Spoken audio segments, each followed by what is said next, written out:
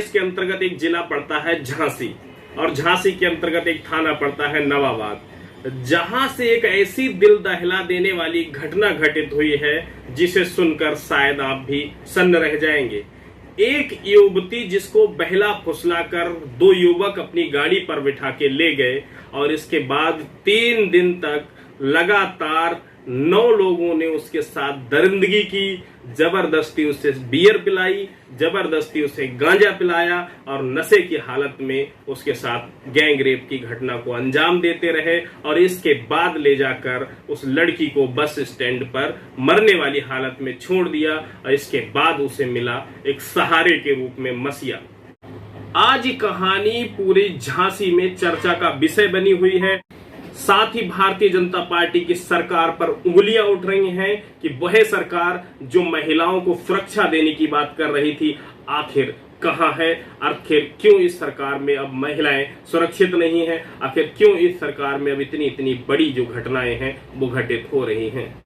नमस्कार, मेरा नाम है तेजपाल वर्मा, जनता का दम न्यूज देख रहे हैं आप। आज की जो सच्ची कहानी है वो उत्तर प्रदेश के अंतर्गत एक जिला पड़ता है झांसी जिले के अंतर्गत एक थाना पड़ता है नवाबाद थाना क्षेत्र की है, जहां पर एक लड़की के साथ 9 दरिंदों ने बड़ी ही बेरहमी के साथ नशा देकर बलात्कार की घटना को अंजाम दिया है। दरअसल जब 5 अगस्त को लड़की अपने घर वापस आती है और मीडिया कर्मी जो हैं वो आते हैं और मीडिया कर्मियों के सामने वो लड़की जो होती है अपनी जुबानी उस पूरी कहानी को बताती है। लड़की कहती है कि 2 अगस्त को मैं अपने घर से निकली थी और जब मैं अपने घर से निकली थी तो मुझे जीवन सहा दरगाह पे जाना था। मैं पैदल ही जा रही थी। जब पैदल जा रही थी तो वहां से मुझे अपने दादा के पास जाना था। जब मैं इलाइट के चौराहे पर पहुंची तो वहां पर स्कूटी से मुझे 2 नवयुवक मिले जो पहले तो मुझे देखकर हंसने लगे। मैंने उन्हें इग्नोर किया और जब लड़की ने उन्हें इग्नोर किया तो 200 मीटर लगातार वो लड़की का पीछा करते रहे और पीछा करने के बाद में जब 200 मीटर दूर लड़की पहुंच जाती है तो वह जाते हैं और स्कूटी उसके पास में लगाते हैं और लिफ्ट देने के बहाने जबरदस्ती उसे बैठा लेते हैं और लड़की से कहते हैं कि हम आपको बस स्टैंड पर छोड़ देंगे। लेकिन वह क्या करते हैं, उसे स्कूटी पर बैठा के ले जाते हैं और इसके बाद में बस स्टैंड पे ना छोड़कर बस स्टैंड के पीछे उनका एक रूम होता है, वहां पर उसे ले जाते हैं और उस रूम में पहले ही वहां पर 4 लोग और मौजूद होते हैं। लड़की जब वहां पे इतने लोगों को देखती है तो वो डर जाती है और वह कहती है कि मुझे आप बस स्टैंड तक छोड़ दीजिए। तब उससे कहा जाता है आप थोड़ी देर बैठिए, इसके बाद आपको छोड़ देंगे। लड़की पानी पीने के लिए मांगती है लेकिन पानी पीने की जगह उसे कोल्ड ड्रिंक के बहाने बियर पिलाई जाती है। लड़की को हल्का नशा होने लगता है और जब लड़की को नशा होने लगता है इसके बाद वहां पे जो 6 लोग मौजूद होते हैं वो पहले तो वहां पे दारू मुर्गा पार्टी करते हैं और पार्टी करने के बाद में जो लड़की डरी सहमी वहां पर बैठी है उसको जबरदस्ती गांजे की चिलम पिलाते हैं। जब वह नहीं पीती है तो लगातार 10 मिनट तक लड़की के मुंह पे गांजे की चिलम लगा के रखते हैं जिससे उसे नशा हो जाता है और इसके बाद में वारी वारी से ये 6 दरिंदे उस लड़की के शरीर को नोचते हैं, खरोंचते हैं, उसके साथ शारीरिक संबंध बनाते हैं, उसके साथ बलात्कार की घटना को अंजाम देते हैं। साथ ही लड़की यह भी बताती है कि जब उसके द्वारा गांजा या नशा करने के लिए मना किया जाता है तो वो दरिंदे पहले तो उसे थप्पड़ मारते हैं और इसके बाद ना पीने पर उसके परिवार को जान से मारने की धमकी देते हैं और इस तरह से बेबसी में उस लड़की की पूरी रात उसी रूम के अंदर गुजरती है। अगला दिन होता है 3 अगस्त आता है और 3 अगस्त को क्या होता है कि 2 युवक इस लड़की को बाइक पर बैठाते हैं और बाइक पर बैठा के ओरछा ले जाते हैं।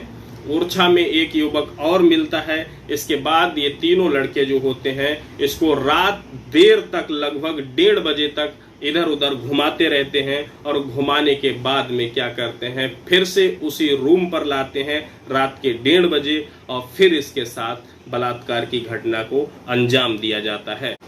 इस बार भी इसको घटना से पहले गांजा पिलाया जाता है, अर्थात नशीले पदार्थ देकर नशा कराया जाता है। इसके बाद लड़की बेसुध हो जाती है और इसके बाद फिर लड़की के साथ नोच खरोच शुरू कर दी जाती है, अर्थात दरिंदगी शुरू कर दी जाती है। लड़की फिर उसी रूम में अपनी रात को काटती है क्योंकि मजबूर होती है और दरिंदे उसको घेरे रहते हैं। इसके बाद में अगला दिन निकलता है, 4 अगस्त आ जाती है और 4 अगस्त को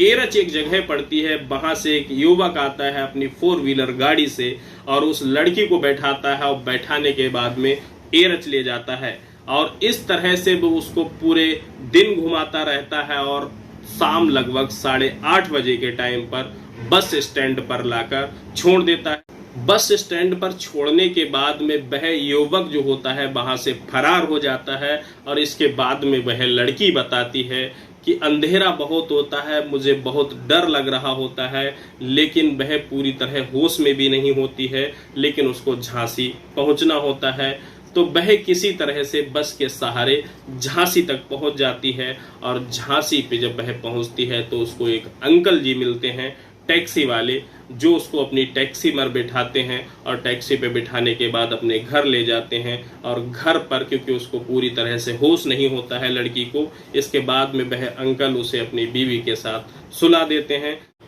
इस तरह अंकल की बीवी के साथ सोकर लड़की की रात जैसे तैसे कट जाती है। जैसे ही दिन निकलता है, सुबह होती है, लड़की अंकल से कहती है, टैक्सी वाले अंकल से, कि मुझे झांसी में जो किला जगह पड़ती है वहां पर छोड़ दो। अंकल जी भी वैसा ही करते हैं, उसे टैक्सी पर बिठाते हैं और झांसी में जो किला जगह पड़ती है वहां किला चौराहे पर छोड़ देते हैं। लड़की वहां पर बैठी होती है और उसे उसके पास में रहने वाले एक अंकल जी जो होते हैं वो दिख जाते हैं और लड़की को पहचान लेते हैं और इसके बाद में वह क्या करती है, उस अंकल जी के सहारे जो उसके पास के रहने वाले होते हैं अपने घर तक पहुंचती है। जब लड़की घर पहुंचती है तो माँ के द्वारा देखा जाता है कि लड़की के कपड़े जो हैं फटे हुए हैं और उसके शरीर पे जगह जगह नाखून के निशान लगे हुए हैं। माँ ये सब देखकर सन्न रह जाती है और अपनी बेटी को किस आंचल में छुपा ले,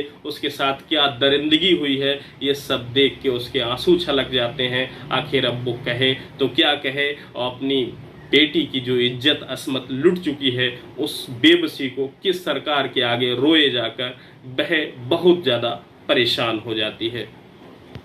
इसके बाद माँ बताती है कि जब से हमारी बेटी 2 अगस्त से गायब हुई है तब हमने प्रेम नगर थाने में इसकी गुमशुदगी दर्ज कराई। इसके बाद मंदिर, मस्जिद, दरगाह, चौराहा, रेलवे स्टेशन, हर जगह इसको ढूंढने का प्रयास किया पर हमारी बेटी हमें नहीं मिली थी। इसके बाद 5 अगस्त को एक अंकल पास के ही रहने वाले जो उसको लेकर आए थे वो इसे घर पर छोड़ कर गए और घर पर लड़की ने बताया कि माँ उसके साथ कम से कम 8 से 9 लोगों ने दरिंदगी की है, बलात्कार की घटना को अंजाम दिया है। इसके बाद लड़की से जब एजुकेशन के बारे में पूछा जाता है तो लड़की कहती है कि वह सिर्फ 8वीं तक पढ़ी हुई है, इसके बाद वह घर पर ही रहती थी और लड़की की उम्र के बारे में भी अभी पूरी तरह से कंफर्म नहीं है क्योंकि आधार कार्ड के हिसाब से लड़की की उम्र जो है वो 20 साल है, लेकिन जब लड़की का जन्म प्रमाण पत्र देखा जाता है तो उसके हिसाब से जो लड़की है वह नाबालिग है, अर्थात उसकी उम्र जो है वो 17 साल हो रही है। इसके बाद क्या होता है कि पीड़िता के पिता और माता के द्वारा अपनी बच्ची को लेकर नवाबाद थाने पहुंच जाते हैं और नवाबाद थाने में उसके साथ हुई इस दुष्कर्म की पूरी घटना को बयां करते हैं और पुलिस भी इसे सुनकर सन्न रह जाती है। लेकिन जैसे ही इतनी बड़ी घटना को पुलिस सुनती है तो पुलिस के पैरों तले जमीन खिसक जाती है और पुलिस एक्शन में आ जाती है। लगातार कई घंटों के प्रयास के बाद में उनमें से 4 दरिंदों को ढूंढ लिया जाता है और इसके बाद जो अन्य दोषी हैं उन दरिंदों को भी ढूंढने का पूरा प्रयास किया जा रहा है। इस तरह इंसानियत को शर्मसार करने वाली जो घटना एक लड़की के साथ घटित हुई है उस पर आपका क्या रिएक्शन है, कमेंट सेक्शन में मुझे जरूर बताइएगा। साथ ही आपने खबर को पूरा देखा, जिसके लिए हृदय से आपका धन्यवाद। आशा करता हूं सब्सक्राइबर के रूप में हमें आपका सहयोग मिलेगा, जिससे जल्द ही यूट्यूब पर हमारा परिवार बड़ा परिवार बनेगा। जय हिंद, जय भारत।